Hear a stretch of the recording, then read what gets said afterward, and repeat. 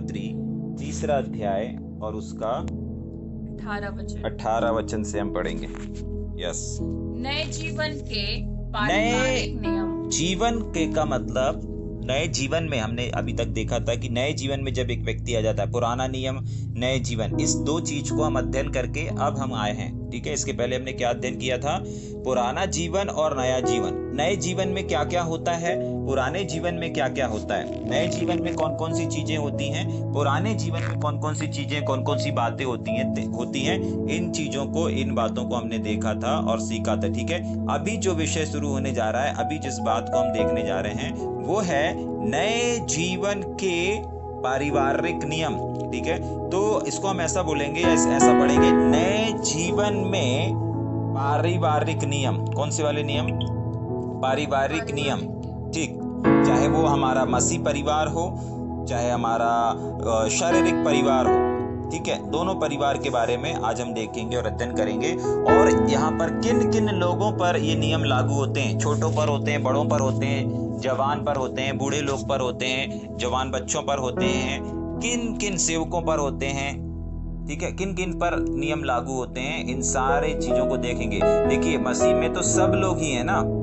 मसीह में कौन लोग हैं? सब लोग हैं। छोटे बच्चे भी मसीह में हैं और नए जीवन को पाए हैं, बड़े जवान लोग भी पाए हुए हैं और बुजुर्ग लोग भी आज नए जीवन में पाए जाते हैं। हर एक जगह पर नए नए लोग हैं। ठीक है, नया जन्म हर व्यक्ति का हुआ है। आप कलीसिया के अंदर जब देखते हैं, कलीसिया में आपको बच्चे भी दिखते हैं, जवान भी दिखते हैं, शादीशुदा लोग भी दिखते हैं, बूढ़े लोग भी दिखते हैं, अनुभवी वाले लोग भी दिखते हैं, सेवक लोग भी दिखते हैं और सेवा करवाने वाले लोग भी दिखते हैं। ठीक है, तो ये जो नए जीवन के पारिवारिक नियम है ना, तो ये सब के लिए है, सब कैटेगरियों के लिए है। अभी जब अपन ने एक बार पढ़ा तो बहुत सारे लोगों को समझ में आ गया होगा। ठीक है, लेकिन अब हम इसमें थोड़ा सा बारीकी से अध्ययन करने जा रहे हैं। तैयार है मेरे साथ? ठीक, वापस पढ़ेंगे 18 वचन को। हे पत्नियों, नंबर 1 सबसे पहले शुरू कर रहा है पत्नियों से। किससे? पत्नियों से। तो सबसे पहले नए जीवन में पारिवारिक नियम पत्नियों के लिए। ठीक है, सबसे पहले पत्नियों को। आपको मालूम है पत्नियों से ही क्यों शुरू कर रहा है? पत्नियों से ही पौलुस इस बात को क्यों शुरू कर रहा है? क्योंकि अगर आपने नीति वचनी किताब उसका 14 अध्याय पढ़ा होगा तो वहां पर ऐसा लिखा हुआ है कि बुद्धिमान पत्नी अपने घर को बनाती है। हाँ, क्या करती है?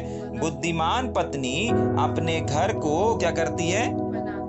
बनाती है। तभी के लिए घर के बारे में ही तो बताया जा रहा है, घर के बारे में ही, घर के नियम, छोटे बच्चे घर ही के अंदर सब लोग पाए जाते हैं। तभी के लिए उनके लिए बताया जा रहा है कि सबसे पहले अगर किसी को सीखने और समझने की आवश्यकता है, एक घर में, एक परिवार में सबसे ज्यादा और सबसे पहले अगर किसी को परमेश्वर के नए जीवन के पारिवारिक नियम को मानने की और सीखने की आवश्यकता है तो वो किसको है?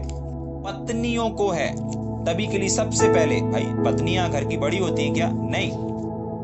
अगर परमेश्वर को छोटे बड़े से सिखाना होता तो सबसे पहले वो बड़े से सिखाता। ठीक है, यानी कि जो उनके मुखिया हैं, बुजुर्ग लोग हैं, उन लोगों से सिखाता। लेकिन पौलुस ऐसा नहीं कर रहा और परमेश्वर का गणित ऐसा नहीं कहता। बाइबल के चश्मे से घर का जो बनाने वाला है, घर को जो संभालने वाली है, वो नीति वचनी किताब 14 अध्याय उसके पहले वचन में लिखा है कि हर एक बुद्धिमान स्त्री अपने घर को बनाती है। तभी के लिए, और उसके आगे लिखा हुआ है, पर मूढ़ स्त्री अपने ही हाथों से घर को ढा भी देती है। इसीलिए क्योंकि मूर्ख स्त्रियां भी होती हैं और बुद्धिमान स्त्रियां भी होती हैं। ठीक है, तो मूर्ख स्त्रियां कैसे बन जाती हैं और बुद्धिमान स्त्रियां कौन कहलाती हैं, इन सब बातों को आज अपन देखेंगे। तो सबसे पहले क्यों सिखा रहा है पौलुस स्त्रियों को? क्योंकि स्त्रियों के हाथों में जिम्मेदारी दी गई है एक घर को, एक परिवार को लेकर के चलने की, उसको बनाने की, उसका निर्माण करने की, उसको ढा भी देने की। याद रखिएगा, अब भी अपन ने पढ़ा नीति वचनी किताब उसका 14 अध्याय और उसके पहले वचन में दोनों चीजों को लिखा है। घर को ढा भी सकती है एक स्त्री और घर को बना भी सकती है। इसीलिए सबसे पहले वो स्त्री को सिखा रहा है परमेश्वर का वचन। ठीक है कि नहीं? ठीक है, तो स्त्रियों को क्या सीखने की जरूरत है एक घर को बनाने के लिए? समझ में आ रहा है क्या देखने जा रहे हैं? सबसे पहली जिम्मेदारी स्त्रियों की घर में खाना बनाने की नहीं है। याद रख लीजिएगा, कुछ स्त्रियां घर में खाना ही बनाने, भैया हमारा काम है शादी के बाद हमको घर में खाना बनाना है, बस यही जिम्मेदारी दिया गया है हमको। बच्चों को खाना बनाना है, माता पिता को खाना बनाना है, और हमको बस दिन भर हमको किचन ही सुंदर चाहिए, ठीक है। उनको किचन अच्छे से सजा के दे दो, बस वो उतने में खुश हो जाती है, क्योंकि उनको किचन से ही प्यार हो गया है। जाग रहे हैं। लेकिन बाइबल कुछ बोलती है, कुछ जिम्मेदारियों को बताती है, चाहे पारिवारिक हो चाहे आत्मिक हो, दोनों जगह पर हम पारिवारिक रीति से देखेंगे। ठीक, पहला, हे पत्नियों जैसे प्रभु में उचित है। ठीक है, तो पौलुस जो भी यहाँ पर बताने और सिखाने जा रहा है, इस बात को आप लोग समझ लीजिए कि ये परमेश्वर के चश्मे से है। परमेश्वर का चश्मे का मतलब होता है परमेश्वर की दृष्टिकोण से। जब भी अपन बोलते हैं कि परमेश्वर के चश्मे से पढ़ें, परमेश्वर के चश्मे से, तो आपको उसमें परमेश्वर की दृष्टिकोण से पढ़ना है। जब अपन बोलते हैं ना कि पुराने नियम को आप नए नियम के चश्मे से पढ़ो, तो नए नियम का चश्मा मतलब प्रभु यीशु मसीह की दृष्टि से पढ़िए, प्रभु यीशु मसीह की दृष्टि की नजरों से समझने का प्रयास करिए। ठीक है, हाँ, वापस, हे पत्नियों जैसा प्रभु में उचित है। तो यहाँ पर किसी और का ज्ञान नहीं, लेकिन बाइबल के अनुसार पौलुस कुछ सिद्धांतों, पौलुस कुछ नियमों को, पारिवारिक नए जीवन के पारिवारिक नियम के बारे में यहाँ बता रहा है। तो जैसा प्रभु यीशु मसीह में उचित है, वैसा ही अपने अपने पति के अधीन रहो। कैसे अधीन रहो? जैसा प्रभु में उचित है। और प्रभु में कैसा उचित है? प्रभु में एक सिस्टम निर्धारित किया है, और वो सिस्टम है कि जैसे एक पुरुष का जो सिर होता है वो कौन होता है? प्रभु यीशु मसीह। ठीक है, कलीसिया प्रभु यीशु मसीह एक पुरुष का सिर होता है। वैसे ही परमेश्वर के चश्मे से अगर हम पढ़ेंगे, देखेंगे, तो वहां पर क्या बोला गया है कि स्त्री का जो सिर है वो कौन है? स्त्री का जो सिर है वो पुरुष है। तो कैसे अधीन रहना है? सिर के समान। अब ये सिर क्यों बोला गया? आपको पता है सिर का उदाहरण क्यों लिया यहां पर? सिर में ऐसा क्या है? जाग रहे हैं। स्त्रियों को अपने जैसा प्रभु में उचित है वैसा ही अपने पति के अधीन रहो। कैसा अधीन रहो? ये हमको मिल जाता है, पतरस की किताब में मिलता है, कुरिन्थियों की किताब में मिलता है कि कैसे अधीन रहना है। ठीक है, पत्नी, आप कुरिन्थियों की किताब पढ़ेंगे, वहां पर लिखा है कि पति पत्नियों का सिर होता है, और पतियों का सिर प्रभु यीशु मसीह होता है। ठीक है, तो सिर क्यों? सिर का ही उदाहरण क्यों? आपको मालूम है सिर का ही उदाहरण क्यों? उस चीज को देख करके फिर अपन आगे बढ़ेंगे दूसरी जिम्मेदारियों को। पहले पत्नी की जिम्मेदारी क्यों एक सिर के समान अधीन रहना है? तो आप अगर अभी अपने आप को देखेंगे तो आप अपने शरीर के सारे अंगों को देखिए जितने आपको अभी दिख रहे हैं, और अब आप अपने आप को चाहे आईने में खड़े होकर के देख सकते हैं, अपने शरीर के अंगों को देखिए, और अब आप इमेजिन करिए कि अगर आपके चिंगली में, आपके हाथ में, या आपके पैर में, या आपके नाक में, या आपके आंख में, या आपके कहीं पर भी शरीर के हिस्से में कहीं पर भी अगर चींटी काटती है या कोई चोट लगती है, तो सबसे पहले पता है किसको चलता है? आपके सर को। जाग रहे हैं? आपके सर को सबसे पहले पता चलेगा। पैर में कुछ होगा, सबसे पहले आपको सर को पता चलेगा। हाथ में कुछ होगा, सबसे पहले आपका सर वो बोलेगा। जीभ में अगर आप किसी चीज को लगाएंगे, चाहे नमक को, चाहे शक्कर को, चाहे खट्टेपन को, सबसे पहले आपके माइंड को पता चलेगा, और वही आगे सारे चीजों को करने, सारे हाथ पैर को निर्देश देता है कि ऐसा करो। अगर जीभ में आपने खट्टा लगा लिया और आपको खट्टा पसंद नहीं है, तो माइंड बोलेगा नहीं, इसको दूर करो। अगर मीठा पसंद है तो वो मीठे की ओर आपको बोलेगा कि हाँ मीठा, चलो मीठा लेके आओ। समझ में आ रहा है? अगर कोई गर्म चीज आप डालेंगे तो आपका माइंड ऑलरेडी उसको एक्सेप्ट नहीं करेगा, ठंडा होने दो फिर। तो ये सारा सिस्टम जो है हमारे सारे अंगों का, वो किससे जुड़ा हुआ है, किससे ताल्लुक रखता है? वो सर से ताल्लुक रखता है। और पत्नियों को सर के अधीन रहने के लिए क्यों बोला है? इसका एक लाइन में अगर मैं कहूं तो, एक लाइन में, जैसे अभी मैंने उदाहरण बताया, हमारे देह के अलग अलग अंग हैं, लेकिन इस अंग में सबसे पहले एक्टिव कौन होता है? सबसे पहले खबर किसको लगती है? वो लगती है सिर को।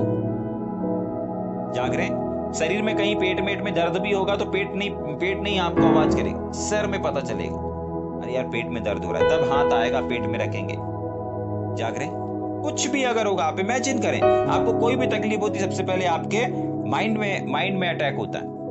माइंड में पता चलता है, विवेक में पता चलता है, जो कि आपके सर में है, जाग रहे, आपके ब्रेन में पता चलता है, क्योंकि ये शरीर के सारे अंग जो है ना वो आपके ब्रेन से जुड़े हैं और हमारे ब्रेन से जुड़े हैं। समझ पा रहे हैं? इसीलिए वो सबसे पहले हमारे सर को पता चलता है।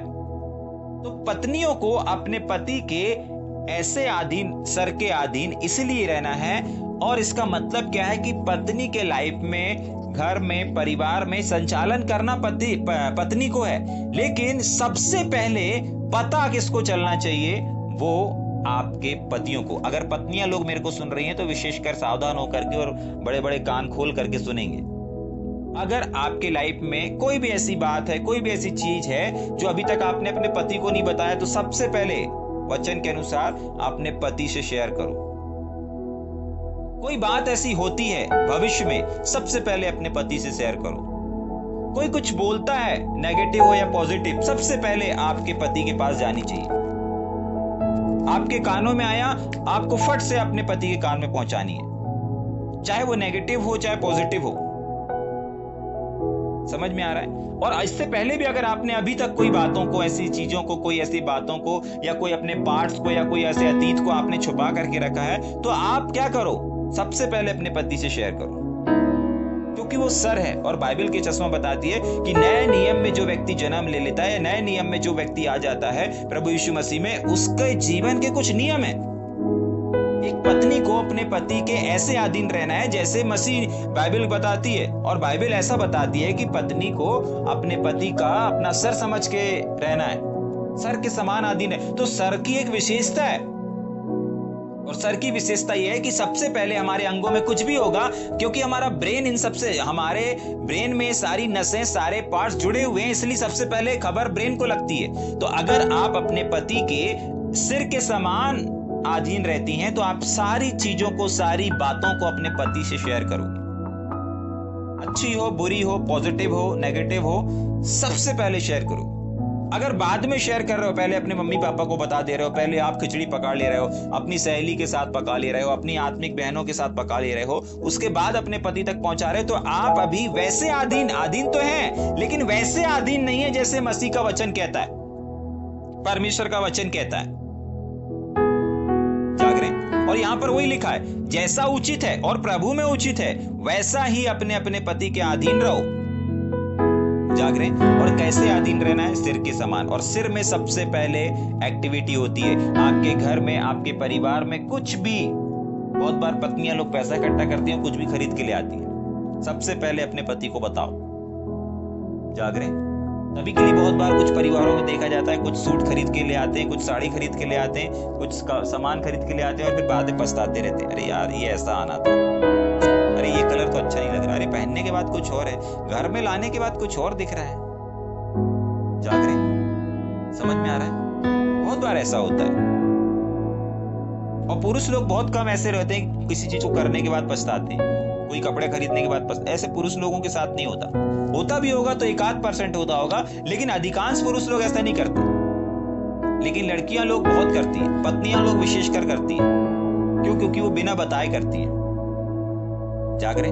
समझ में आ रहा है या ऊपर से जा रहा है? ऐसे ही आत्मिक क्षेत्र में भी बहुत बार बहुत सारी पत्नियां, कुछ ऐसी पत्नियां रहती हैं, अगर वो सेवक हैं, सेवकों की पत्नी हैं, तो विशेष करके वो जब कुछ प्रचार करेंगी, आप प्रचार करने से पहले सबसे पहले क्या करो? पति से शेयर करो। वचन भी यही कहता है, अगर तुमको किसी को बोलना है, कुछ प्रचार करना है, किसी को सिखाना है, एक बार पूछो। और सबसे पहले आपके पति को मालूम होना चाहिए कि आपको परमेश्वर ने कौन सा वचन दिया है, आज किस कलीसिया के लिए, किस दरबार के लिए, किस स्थान के लिए।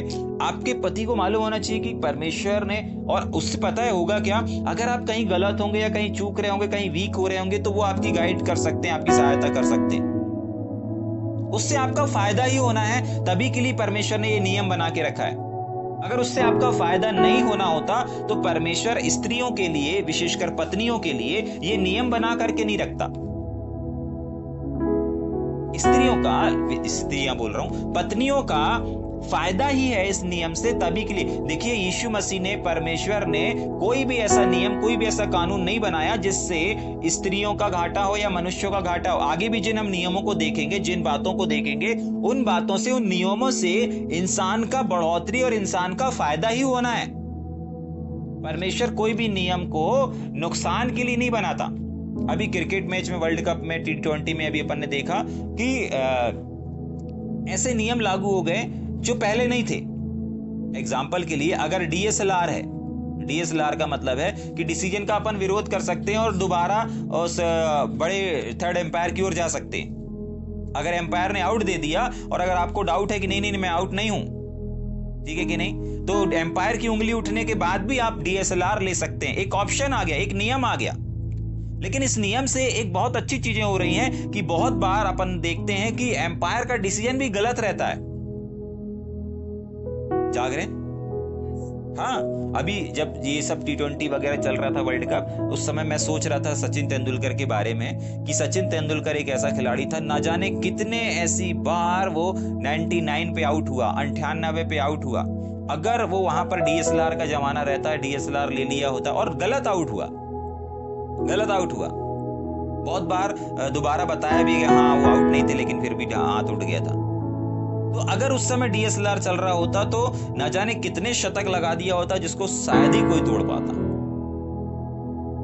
100 में जब हम लोग देखते थे 99, 89 ऐसे में आउट हो जाते थे, 98, 99 ऐसे में आउट हो जाते थे, और गलत डिसीजन की तरह बहुत बार आउट हो जाते थे। एक दो नहीं, 10, 20, 25, 30 ऐसी वो है सेंचुरी जिसमें वो 99 पे आउट हो चुके हैं। अब जरा सोचिए, 20-25 ही अगर ऐसी शतक होंगे जो और प्लस हो जाए तो फिर तो सामने वाले के तोड़ने के ऊपर से चला जाएगा। समझ में आ रहा है? तो कोई भी नियम जो लागू होते हैं वो, अब देखिए DSLR क्रिकेट दोनों बॉलरों के लिए भी और बैटरों के लिए, दोनों के लिए अच्छा के लिए साबित हुआ ना, ठीक है कि नहीं? ऐसे ही परमेश्वर ने भी जब किसी मसीह जीवन में, नए जीवन में कुछ नियमों को लाया तो पत्नियों के फायदे के लिए लाया, पतियों के फायदे के लिए लाया, जवानों के फायदे के लिए लाया, बुजुर्गों के फायदे के लिए लाया, बच्चों के फायदे के लिए लाया, सेवकों के फायदे के लिए ले आया। जितने भी नियम आज हम देखेंगे या अध्ययन करेंगे, जितनी भी देर करेंगे, उन सबसे इस बात को अपने अंदर रखिएगा कि उससे आपका फायदा ही होना है। अगर इतनी बातों को सुन करके स्त्रियों को अगर ऐसा लग रहा है, सॉरी पत्नियों को अगर ऐसा लग रहा है कि परमेश्वर ने हम लोग को तो ऐसा एकदम कठपुतली बना दिया, हम कठपुतली हैं, हम जो कुछ करेंगे पूछ के करेंगे या बता के करेंगे, ऐसा नहीं होना चाहिए, ये तो हमारे साथ परमेश्वर ने गलत किया या अत्याचार किया, तो मैं उनको बताना चाहता हूं कि कोई भी नियम परमेश्वर आपके नुकसान के लिए लागू नहीं कर रहा है। इस बात को आपको और हमको अपने माइंड में सेट करके रखना है, विशेषकर पत्नियों को रखना है। अगर अभी अपन पत्नियों के नियम के बारे में देख रहे हैं तो जाग रहे, और पत्नियों के साथ साथ आने वाले हर एक लोगों के लिए जो नियम है उनको भी इस बात को रखना है कि नहीं, ये मेरे किसके लिए है? फायदे के लिए नियम निकला है, फायदे के लिए। ठीक है, वापस, हे पत्नियों, जैसा प्रभु में उचित है वैसा ही अपने अपने पति के अधीन रहो। और कैसे अधीन रहो, इस चीज को हमने क्या कर लिया, देख लिया और समझ लिया। कैसे अधीन रहो? जैसे एक सिर के, ऐसा समझ करके कि आपका सिर आपका पति है। और सर क्यों उदाहरण, इस चीज का भी उदाहरण हमने देख लिया। सर का मतलब है सबसे पहले आपको अपने पति को दर्जा देना है।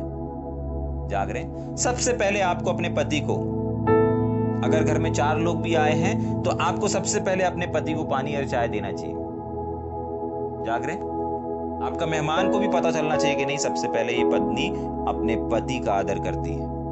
जाग रहे, समझ में आ रहा है? अगर आपके घर में मैन ऑफ गॉड है तो सबसे पहले आपको अपने पति को मैन ऑफ गॉड समझना पड़ेगा, तब जाकर के बाहर की दुनिया के लोग समझेंगे। सबसे पहले आपको अपने पति का आदर करना पड़ेगा, तब बाहर वाले लोग करेंगे। जाग रहे, सबसे पहले आपको, सिर का मतलब है सबसे पहले, लिख लीजिएगा, अंडरलाइन कर लीजिएगा, सबसे पहले। सिर का मतलब है सबसे पहले, कोई भी काम करने से पहले, कोई भी डिसीजन लेने से पहले। बहुत बार पत्नियां लोग डिसीजन क्या, उस डिसीजन के अनुसार काम भी कर लेती हैं, उसके बाद बताती हैं। जाग रहे, कहीं कोई स्कीम चला लिए, कहीं किसी में जुड़ गए, कहीं किसी में हो गए, कहीं पैसा फंसा दिए, और उसके बाद पतियों को बताती हैं। ठीक है कि नहीं? समझ में आ रहा है?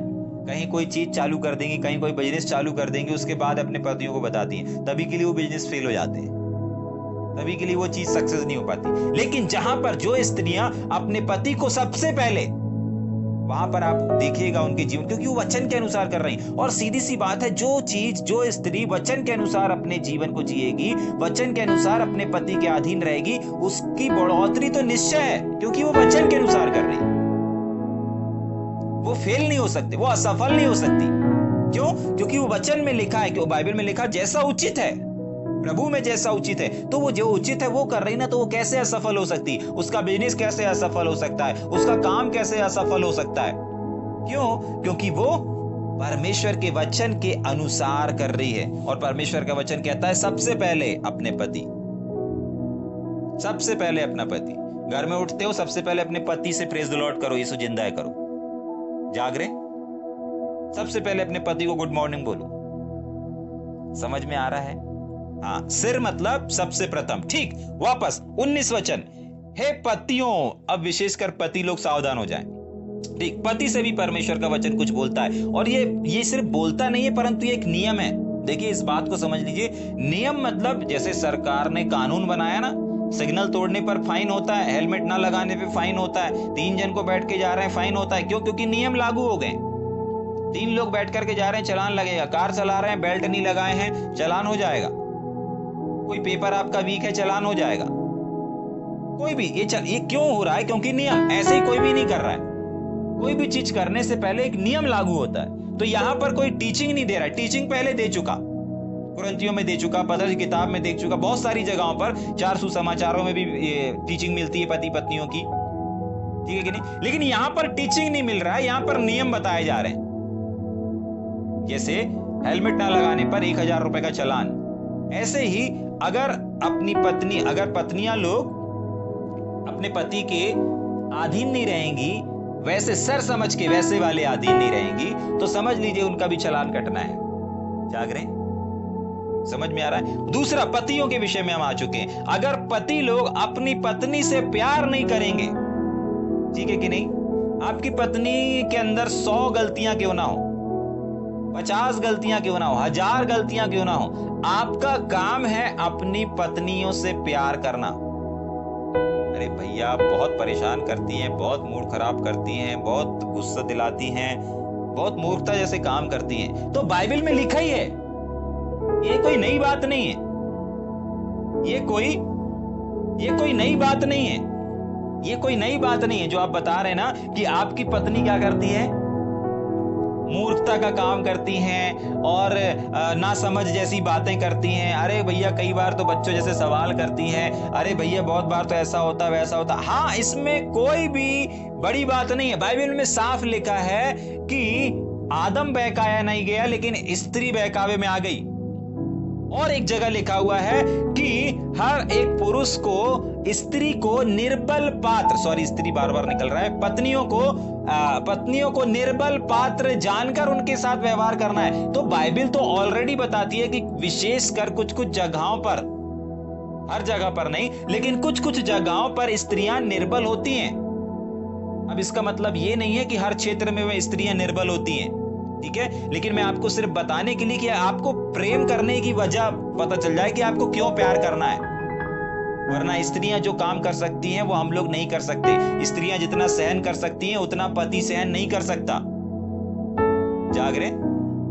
आप अपनी पत्नी को पानी नहीं दोगे तो वो सहन कर लेगी, बुखार में ख्याल नहीं रखोगे वो सहन कर लेगी।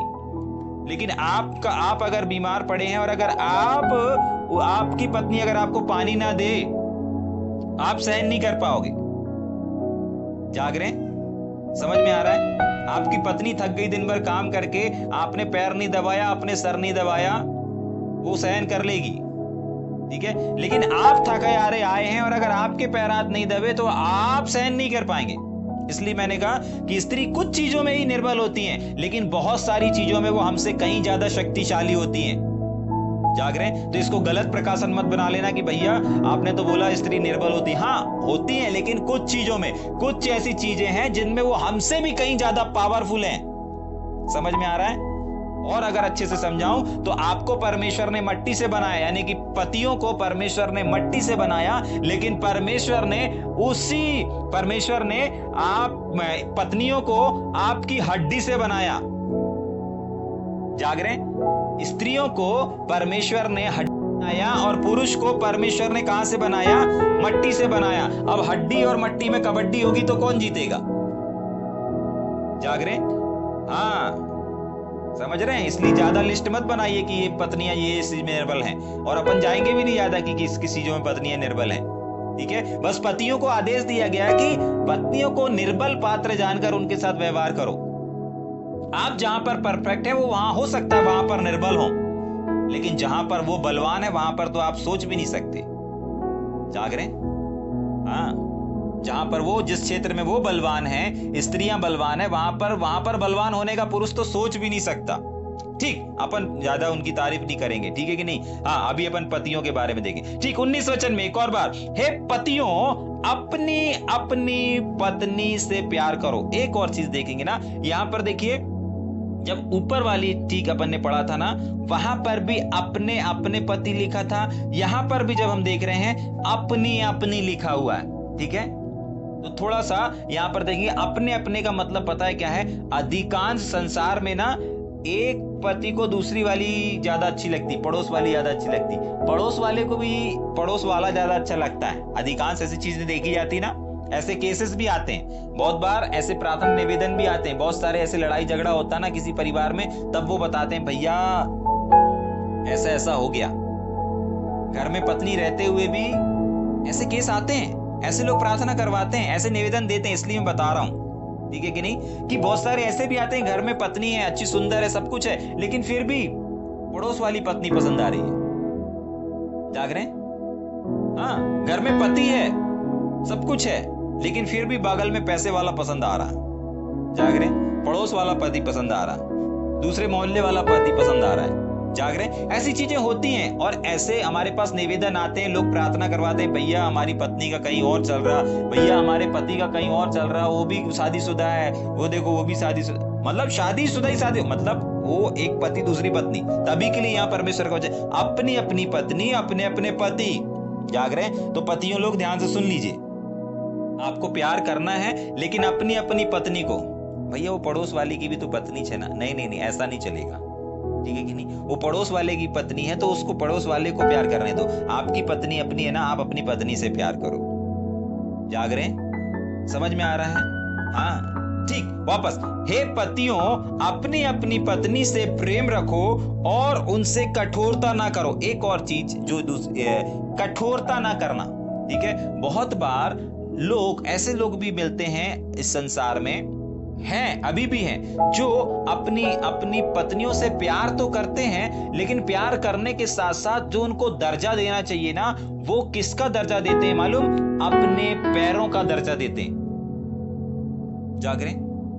एक्चुअली वो प्यार नहीं कहलाता, जो अपनी पत्नियों को पैरों का दर्जा देते हैं। पैरों का दर्जा समझ गए? घर में उनने पत्नी को लेकर के आया सिर्फ और सिर्फ घर के 4 काम करवाने के लिए या 10 काम करवाने के लिए,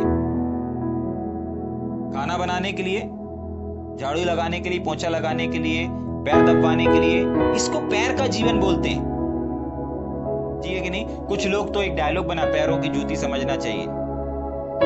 सुने ना आपने, और आपने जब अपन संसार में रहे होंगे इस डायलॉग को सुने होंगे, नहीं सुने होंगे तो फिल्मों में देखे होंगे, अगर आप फिल्मों के शौकीन होंगे तो। जाग रहे? हाँ, अरे पत्नियों को तो पैरों की जूती पर रखना चाहिए, पैरों की नोक पर रखना चाहिए।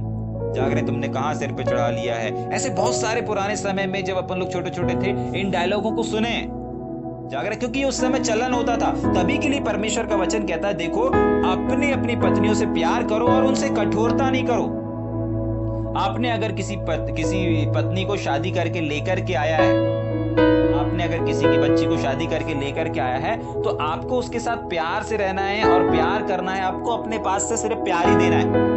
आपके पास पैसा हो चाहे ना हो देने के लिए, लेकिन आपके पास प्यार बहुत होना चाहिए उसको देने के लिए। जाग रहे? जब आप उनको प्यार देंगे ना, तो वो पैसों की ओर ध्यान नहीं देंगे कि मेरे को पैसा मिल रहा है अथवा नहीं मिल रहा है। समझ में आ रहा है? क्योंकि आपका प्यार से बढ़कर के उनके लिए कुछ नहीं है। समझ में आ रहा है? तभी के लिए परमेश्वर का वचन कहता है कि अपनी अपनी पत्नियों से प्यार करो, उनसे कठोरता ना करो।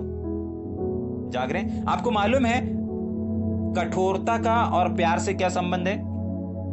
एग्जाम्पल के लिए, ठीक है, अभी मेरे पास मोबाइल है ना, अभी मेरे पास मोबाइल है, लेकिन मोबाइल से अच्छा उदाहरण मेरे को बाइबल का लगता है ना, ठीक है। अभी अगर मैं परमेश्वर के इस बाइबल से प्यार करता हूँ या इस वचन से प्यार करता हूँ, ठीक है कि नहीं, और जो मेरे आसपास साथ में रहते हैं लोग, वो लोग जानते हैं कि मैं मीटिंग नहीं है तब भी मैं बाइबल को अपने साथ में लेकर के जाता हूँ, ठीक है कि नहीं। अगर मोबाइल जा रहा है तो मेरी बाइबल भी जाएगी साथ, मीटिंग कहीं पर हो अथवा ना हो, मेरे बैग में मेरी बाइबल जरूर रहेगी। समझ में आ रहा है?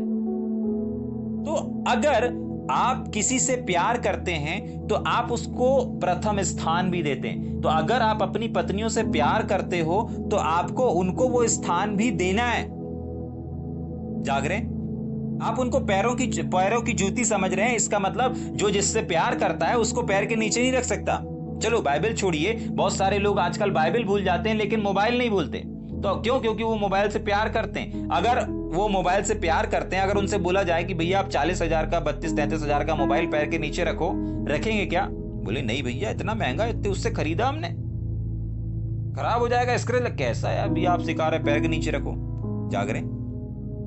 हाँ, अगर आप किसी ऐसे घर में देखो कि वहां पर वो अपनी पत्नी को कुछ भी नहीं समझता है तो उससे बोलना भाई मोबाइल कितने का है? बोलेगा 40 का, 30 का, 25 का। कहना भाई पैर के नीचे रखना। जाग रहे? मना कर दे, क्यों रखूं पैर के नीचे? जाग रहे? बोलेगा भाई मेरा मोबाइल है, मैं उससे प्यार करता हूं, कितने मेहनत से खरीदा है, किस्त में खरीदा, फाइनेंस करके खरीदा। नहीं रखेगा वो। क्यों नहीं रखेगा? क्योंकि वो उससे प्यार करता है। बहुत बार जो लोग जिससे प्यार करते हैं ना, वो सिर्फ प्यार का इजहार कर रहे हैं, कर नहीं रहे। क्योंकि जो जिससे प्यार करता है ना, वो उसको उस स्थान पर रखता भी है। जैसे आप अपने मोबाइल को नीचे नहीं रख पा रहे हैं क्योंकि आप उससे प्यार करते हैं, आप उनसे जुड़े हुए हैं। अगर आप भी अपनी पत्नी से प्यार करते हैं ना, तो आप उसको अपने घर में नौकरानी का दर्जा नहीं देंगे, बराबरी का दर्जा देंगे। जाग रहे हैं? हाँ, आप उसको नौकर की तरह इस्तेमाल नहीं करेंगे कि तुम दिन भर घर का काम करो, ये करो, वो करो, यहाँ करो, वहां करो, बस यही जीवन है, गाय घास गोबर, बस यही, खाना किचन मेहमान, खाना किचन मेहमान, बस नहीं। इसके लिए परमेश्वर ने आपको नहीं बोला, ये बाइबल में उचित नहीं है। अभी जिस नियम को हम देख रहे हैं वो नियम बाइबल में उचित हैं, लागू कर दिए। अगर आप इस नियम के अनुसार, इस कानून के अनुसार नहीं चलेंगे, आपका रिश्ता सक्सेसफुल नहीं हो सकता, आपकी शादी सक्सेसफुल नहीं हो सकती। अगर एक पत्नी अपने पति के अधीन नहीं है तो वो रिश्ता, वो शादी सक्सेसफुल नहीं हो सकती। एक पति अगर अपनी पत्नी से प्यार नहीं कर रहा है, वो रिश्ता सक्सेसफुल नहीं हो सकता, वो शादी आगे नहीं जा सकती। अभी हमारे आंखों के सामने कितने ऐसे जवान भाई थे जिनके साथ हम लोग ने सेवकाई शुरू किया, उनका भी शादी हुआ, लेकिन शादी के बाद भी वो क्या कर रहे थे? इससे उससे बात कर रहे थे, गलत संबंध में थे। क्या हुआ? एक 1.5 साल की ऐसी गवाहियां टेस्टमनी है कि उनकी क्या हो गई? शादी टूट गई, तलाक हो गया, अलग अलग हो गए। हाँ, जाग रहे? क्यों? ना वो अपने पति के अधीन रही, ना वो अपनी पत्नी से प्यार करते थे। समझ में आ रहा है? तभी के लिए ये नियम है, ये एक सिद्धांत बना दिया हमारे परमेश्वर ने, ये एक लॉ बना दिया हमारे परमेश्वर ने। नए जीवन में अगर आप आ गए हैं मसीह में, और मैं जो बात बता रहा ना, ये मसीह सेवकों की है, मसीह लीडरों की है। 1 से 1.5 साल के अंदर शादी हुआ, अच्छे यूथ हैं, अच्छे गाने वाले, अच्छी आवाज, अच्छे सिंगर हैं, लेकिन 1 से 1.5 साल के अंदर में तलाक हो गया। अच्छे बजाने वाले वर्षी पर कैशियो प्ले करते, बजाते हैं, गाने वाले,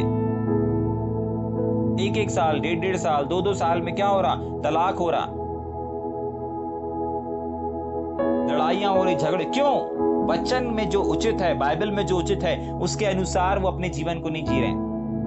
ध्यान से सुनिए, अगर आपकी शादी होने वाली है तो भी आपको अपने पति से हर एक चीज को शेयर करना है, हर एक छोटी छोटी बातों को शेयर करना है, हर एक अतीत की बातों को शेयर करना है।